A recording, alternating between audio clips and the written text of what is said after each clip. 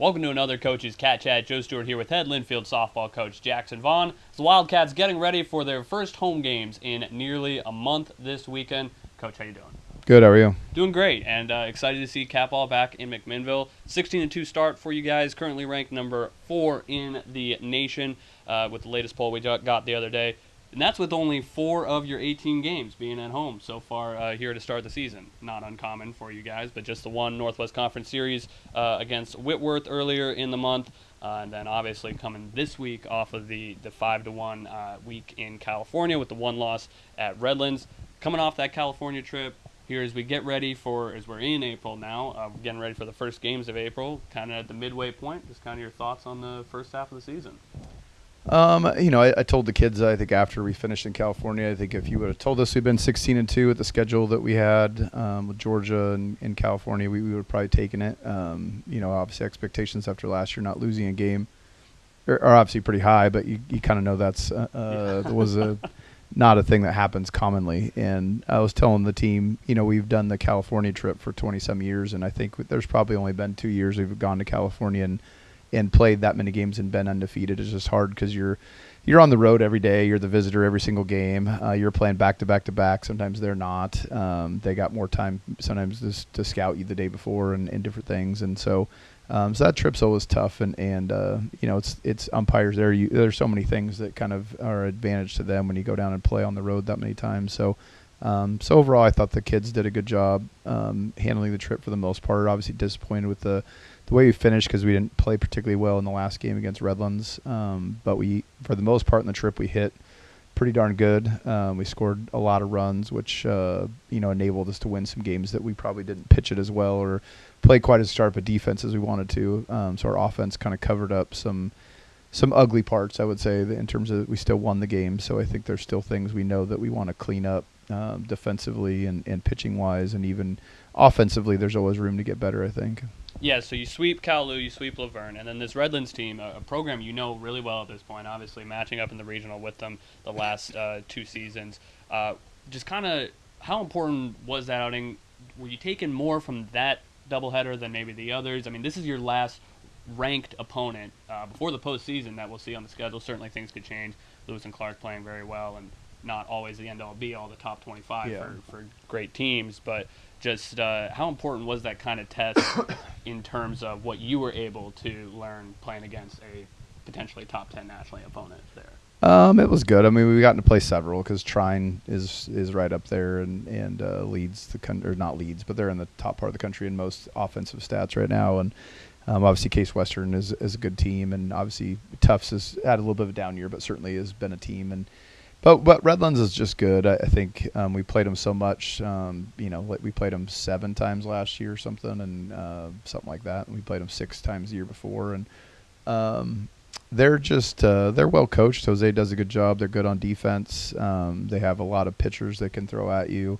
They have some speed. They're really, like I said, good on defense, and they know us so well that they kind of have ways that they've tried and maybe that hasn't worked, and so a new way, and so they keep kind of trying to adjust, I think, to the way we play. And you could just tell the game meant a lot to them. You know what I mean? They lost to us the last 2 years in regionals, and we were ranked obviously second going into the game, and so you could just tell the game probably in some ways meant more to their kids than it meant to ours, and I think that makes a difference sometimes in terms of how you play in a series. But it was a good reminder for us that we're certainly have things to get better at, and if we want to beat a team of Redlands' quality in the playoffs, that we have some things to fix and some things to improve on before we get to the playoffs, which is kind of why you go and play those games at this point in the year. Pitching-wise, the Tylers, Tyler McNeely settling in as the number 1 here over the last few weeks. Seems like she's kind of finding her groove in that role. And then Tyler Warden really trying to lock down that number 2 spot that she's back in now here for her 5th-year season. You've experimented with Lacey Vossas a little bit. Ashlyn Avon obviously got a couple opportunities early in the year. It seems like you really settled in to Tyler Warden as the number 2 overall. Thoughts on her as she's kind of reclaimed that role, and overall with McNeely as well. What do you think about her settling into the number 1 spot? They've both done good things. They both we've just been a little inconsistent, and so I think Tyler Warden has done a great job of we really changed a little bit her style of how she throws a little bit, and she's adjusted to it well, and it's made her much more effective. Even from our Georgia trip, we kind of decided to maybe change a few things in how she was throwing, just to try to give her a better chance to be more effective. And for the most part, she has. She's pitched pretty well, and at times has been more consistent maybe than Tyler McNeely has. So we've been pretty pleased. I think there's still room for improvement for sure in terms of finishing out kids. I think we'd like to get a few more easy outs sometimes with Tyler Warden, but she has done a good job. Both kids have done a great job of limiting walks. I think we're close to where we've been at is almost a program low for how many times we've walked kids this time of the year.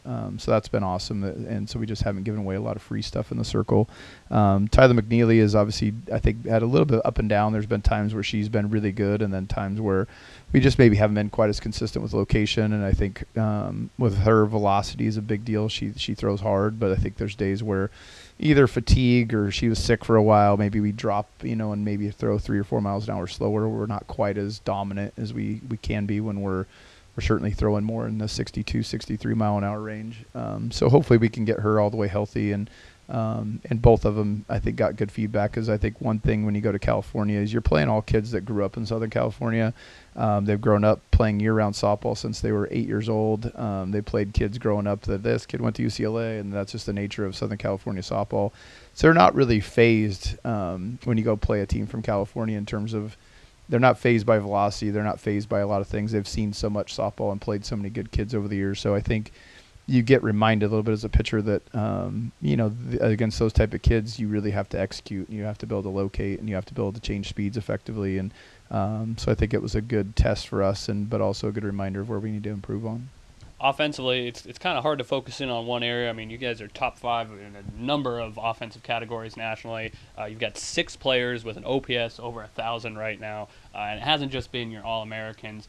You've had players step up and down the lineup. J.C. Levis had an incredible week in California, including the big game against Redlands, her hometown school that she lit up in the playoffs last year as well. Ashlyn Avon has made a huge leap it seems like this season.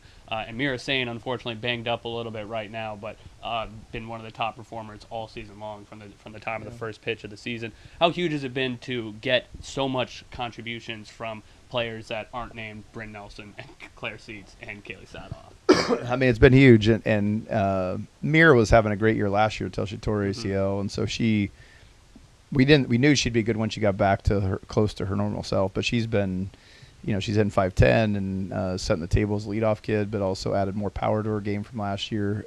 So she's been tremendous, and so we hope to get her back, because she's certainly performing at All-American level. And like I said, Ashlyn really went home this summer and worked on her swing hard, and she's really fun to watch right now. She's hitting lasers all over the field, and even a lot of her outs are pretty quality outs, but she's added a whole nother dimension in terms of giving us another big home run hitter in the middle of the lineup. And we've had enough faith in her. Once Mira got hurt, we even moved her into the 4 spot as a cleanup hitter, and so she's been great, and really solidified the DP spot, which last year was kind of musical chairs for us a little bit as we were trying to figure out who would fill that spot.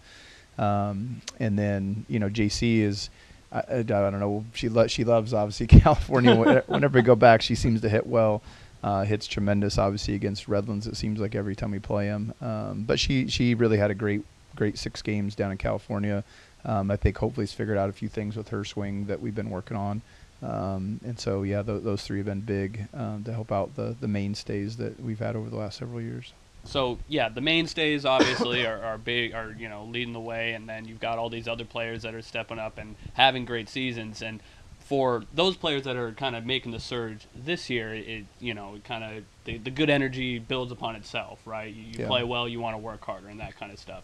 For players that have been, working hard for years now, how do you keep them improving? How do they stay sharp here at this point of the year when it's a lot of the kind of maybe seems like same stuff, different day a lot of the times, but they're still delivering the same results? How do you as a coach kind of stay on them in terms of making sure that they're still able to improve, even if the results aren't as obvious because the results have been so good for so long already?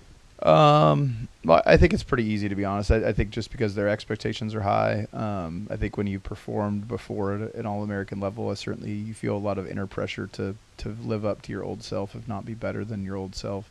And sometimes that's actually really hard, just the extra pressure that's kind of added to you. But But I think our game is such a humbling game. Like no matter how good you are, you're going to get out some, and it just takes a little bit to be off, whether it's timing or whether it's something pulling your front side a little bit too much, or sometimes for like Claire, we talked a lot of like just trying too hard sometimes to get to hit a home run every time. You know what I mean? Just things like that you kind of individually have to keep working on as a hitter. And so I think they're one, the biggest critics of themselves, which helps me. But I think two, obviously we video a lot. It's all there on video as evidence and proof of what you're kind of putting out there every time you play. Obviously, in practice every day, we try to do a lot of BP and different things where you get to see what your ball does, and I think you get a lot of feedback that way in terms of how you're performing. And so, I think that, and I think our team knows, if we want to make a run, we need to stay as a dominant offensive team. We're a team capable of being, if not one of the best offensive team in the country in terms of what we can put out as a 1 through 9 lineup. And so, but we got to be able to perform, and we got to be able to play our best when it's going to be needed as we go through the stretch run of the season and in the playoffs, if we want to make the kind of run that we've made the last couple of years. Wildcats getting back to Northwest Conference action and back in Del Smith Stadium this weekend as the Puget Sound Loggers come to town for the first Northwest Conference action for the Cats in nearly a month. Currently, schedule is a little bit up in the air due to potential weather conflicts. Currently scheduled for Saturday and Sunday as usual, but could be Friday night and Saturday as well. So be sure to keep following GoLinfieldWildcats.com and follow Linfield Softball and Linfield Catball on social media for all updates for this weekend's games and for the rest of the season. Coach, thanks for the time. Good luck this weekend. Yeah, thank you.